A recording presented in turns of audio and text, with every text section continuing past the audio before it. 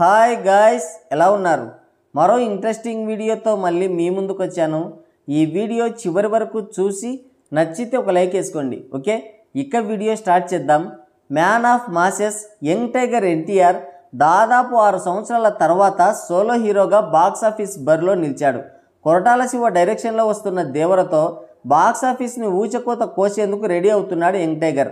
అరవింద సమేత లాంటి block buster movie తర్వాత solo హీరోగా వస్తున్న మూవీ కావడం, త్రిబుల్ ఆర్ లాంటి ప్యాన్ ఇండియా మూవీ తర్వాత వస్తున్న మరో ప్యాన్ ఇండియా మూవీ కావడంతో ఈ సినిమాపై ఒకంత హై ఎక్స్పెక్టేషన్సే ఉన్నాయి. వాటికి తోడు ఎన్టీఆర్ మాస్ ఇమేజ్ కూడా తోడవడంతో దేవర వైరల్ ఫీవర్లా పట్టుకుంది. అందున ఈ మధ్య కాలంలో చాలా రోజుల తర్వాత వస్తున్న అతిపెద్ద high voltage action mass movie. మనకు తెలుసు కదా, మాస్ మూవీ అంటే ప్రతి సినీ ప్రేక్షకుడు కూడా చెవులు కాళ్ళు చేతులు కోసుకుంటాడని. దేవర కూడా ఒక మాస్ మూవీ. దానికి తోడు జూనియర్ ఎన్టీఆర్ లాంటి అతిపెద్ద మాస్ హీరో తోడవడంతో ఈ సినిమా పైన అంచనాలు ఆకాశమంత ఎత్తులో ఉన్నాయి. ఇప్పటికే విడుదలైన సాంగ్స్ సినిమా పైన మంచి హైప్ని తీసుకొస్తే, మొన్నొచ్చిన ట్రైలర్ చాలామంది ఎదవలు ఎంత నెగిటివిటీ క్రియేట్ చేసినా సరే దాని పని అది చేసింది. సినిమా పైన మంచి క్యూరియాసిటీ పెంచింది. అయితే ఈ మధ్య కాలంలో ఏ స్టార్ హీరోకి రానంత నెగిటివిటీ ట్రోలింగ్ దేవర మూవీకి వచ్చింది. ఎంతలా అంటే ఇప్పటి వరకు సినిమా పైన ఎటువంటి నెగిటివ్ ఫాల్స్ లేకుండా ఉన్న దేవర ట్రైలర్ రిలీజ్ అయిన తర్వాత ట్రైలర్కి ముందు ట్రైలర్ తర్వాత అన్నట్టుగా సిచ్యువేషన్ మారిపోయింది. చాలామందికి ట్రైలర్ నచ్చలేదనే టాక్ వచ్చింది. ఓకే, ఎవరిష్టం వాళ్ళది. కానీ ట్రైలర్ సాకు చూపించి మొత్తం సినిమా పైనే నెగిటివిటీ స్ప్రెడ్ చేశారు. దేవర మూవీ డైరెక్టర్ కొరటాల శివ తన లాస్ట్ మూవీ ఆచార్యతో బిగ్గెస్ట్ మెగా ఫ్లాప్ ఇచ్చాడు.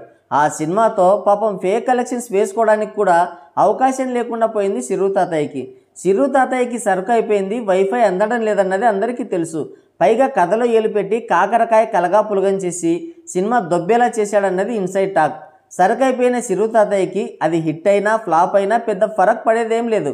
కానీ వందల మంది జాకీలేసి పంపు కొట్టి పైకి లేపిన చలనమన్నయ్య కూడా ఆ సినిమాలో ఉన్నాడు. అదే ఇప్పుడు మ్యాటర్. మగధీర తర్వాత ఎన్ని సినిమాలు చేసినా రంగస్థలం తప్ప బ్రేక్ ఈవెన్కి నోచుకొని సినిమాలు ఎన్నో ఉన్నాయి. అదృష్టం బాగుండి రాజమౌళి డైరెక్షన్లో మళ్ళీ సినిమా చేసే అవకాశం, ఎన్టీఆర్ లాంటి మల్టీ టాలెంటెడ్ యాక్టర్తో స్క్రీన్ షేర్ చేసుకునే భాగ్యం కలిసి వచ్చాయి. త్రిబుల్ ఆర్ మూవీ మంచిగా ఆడింది. ఇద్దరు హీరోలకి మంచి గుర్తింపు కూడా వచ్చింది ప్యాన్ ఇండియా లెవెల్లో. అంతవరకు బాగానే ఉంది. కానీ చలనమన్నయ్య సిర్రు తాతయ్య తమ పిఆర్ టీంతో త్రిబుల్ ఆర్ క్రెడిట్ మొత్తాన్ని చలనమన్నయ్య ఖాతాలో వేయించాలని విశ్వ ప్రయత్నాలు చేశారు. బాహుబలి సినిమాతో టాలీవుడ్ తలరాతని మార్చి తెలుగు చలనచిత్ర సీమకి వైభవాన్ని తెచ్చిపెట్టిన రాజమౌళిని కూడా పక్కన పడేశారు. ఇక ఎన్టీఆర్ సంగతి సరే. సెకండ్ హీరోని సైడ్ హీరోని హేళన చేస్తూ చాలా తక్కువ చేసే ప్రయత్నం చేశారు.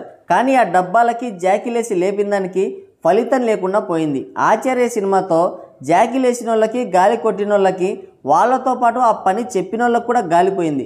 ఆచార్య సినిమాకి 4 బ్లాక్ బస్టర్లు ఇచ్చిన కోటాల పుణ్యమాని మంచి హైప్ ఉండేది.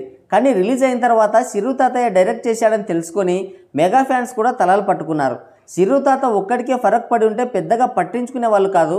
కానీ గ్లోబల్ స్టార్ అని డబ్బా కొట్టిన శరణమన్నయ్య కూడా పూడ్చుకోలేనంత పెద్ద బొక్క పెట్టింది ఆ సినిమా. దాంతో ఆచార్య రిలీజ్ తర్వాత మంచి ట్రోలింగ్ స్టఫ్ అయింది. సిర్రు తాతయ్యపై తీవ్ర విమర్శలు, శరణమన్నయ్య మార్కెట్పై అనుమానాలు కూడా వచ్చాయి. ఆ ట్రోల్స్కి తగ్గట్టుగానే ఆచార్య పాదఘట్టమైంది. మెగా హిస్టరీలో మెగా ఫ్లాప్గా చిరస్థాయిగా నిలబడిపోయింది. ఇప్పుడు దేవరకి కొరటాల డైరెక్టర్ అవ్వడంతో ఎక్కడ మళ్ళీ తను మిర్చి, శ్రీమంతుడు లాంటి బ్లాక్ బస్టర్ ఇస్తాడో అని మెగా ఫ్యాన్స్ కుమిలిపోతున్నారు. ఆచార్యతో పెద్ద డిజాస్టర్ ఫేస్ చేసి గేమ్ చేంజర్తో ఆచార్య రికార్డును బ్రేక్ చేయడానికి సిద్ధంగా ఉన్నాడు శరణమన్నయ్య. అలాంటిది ఎన్టీఆర్కి ఇప్పుడు హిట్టు పడిందంటే టోటల్ మెగా ఫ్యామిలీ పైన ఎన్టీఆర్ పూర్తి ఆధిపత్యం చెలాయిస్తాడు. ఎన్టీఆర్కి గట్టి పోటీ శరణమన్నయ్య అని చెప్పుకునే వాళ్ళు ఇప్పటి వరకు. కానీ దేవర హిట్ అయిందంటే పోటీ కాదు కదా, కనీసం పోటీ అని చెప్పుకోవడానికి కూడా ఛాన్స్ ఉండదు. అందుకనే పని కట్టుకొని పనులు మానుకొని పనికిమాలినోళ్ళ మాదిరిగా దేవర పైన అదే పనిగా విషయం కక్కుతున్నారు. దేవర ట్రైలర్ ఫ్యాన్స్కి మంచి ఫీస్ట్ ఇచ్చింది. ట్రైలర్లోని కొన్ని షార్ట్స్ అండ్ ఎలివేషన్స్ విపరీతంగా నచ్చాయి. మిగతా న్యూట్రల్ ఆడియన్స్కి సోగా అనిపించిండొచ్చు. ఓవరాల్గా హిట్టు దగ్గర నిలబడి హిట్టు బొమ్మ పడుతుందనే టాక్తోనే ట్రైలర్ ఉంది. కొంతమందికి నచ్చలేదు, ఓకే. కానీ ఈ రేంజ్లో ట్రోల్ అవ్వాల్సినంత కంటెంట్ ఏముంది అందులో? ఏలెత్తి చూపించడానికి వెక్కిరించడానికి అనువైన సింగిల్ షాట్ కూడా లేదు.